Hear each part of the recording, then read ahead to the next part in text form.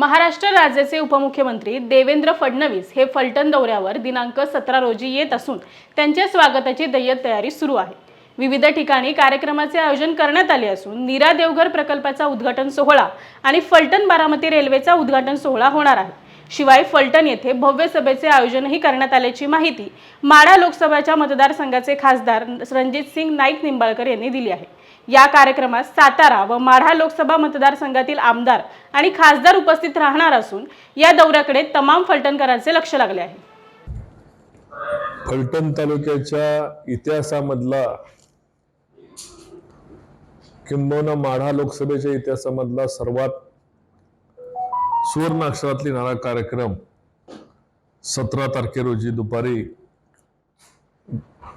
2 वाजता नीरा देवघर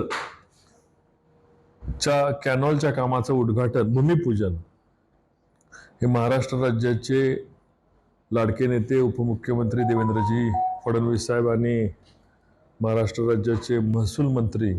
आदरणीय राधाकृष्ण विखे पाटील साहेब, आदरणीय शंभूराजे देसाई साहेब, या जिल्ह्यातील सर्व सहकारी आमदार आणि सर्व खासदार, त्याचबरोबर सोलापूर जिल्ह्यातील आमदार आणि सर्व खासदार या ठिकाणी निमंत्रित करण्यात आलेला आहे। आणि हा फलटण बारामतीचा रेल्वे मार्ग, जेणेकरून दक्षिणेच्या गाड्या आता आपल्या फलटण मार्गे दिल्लीला जातावं, हे कैलासवासी हिंदूरावजी नाईक निंबाळकरचं स्वप्न आता सत्यात येताना आपल्या सर्वांना पाहायला मिळणार आहे। नीरा देवघरसाठी केलेला त्यांनी संघर्ष, त्यांच्या संघर्ष मृत्यूनंतर का होईना त्यांच्या या पाणी फलटण, माळशिरस, सांगोला, पंढरपूर या दुष्काळी तालुक्याला जाणार आहे, त्यांची इच्छा आदरणीय देवेंद्रजी फडणवीस यांनी पूर्ण केली।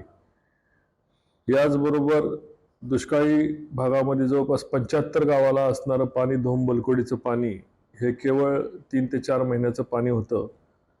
त्याला बारमाही करायचा निश्चय, ॲडिशनल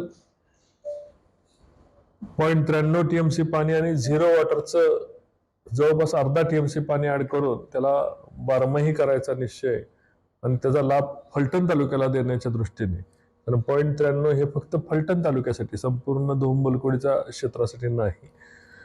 तर 0.93 हे फलटण तालुक्याला देऊन बारमाही करायचा निर्णय आपण इच्छा व्यक्त केली होती।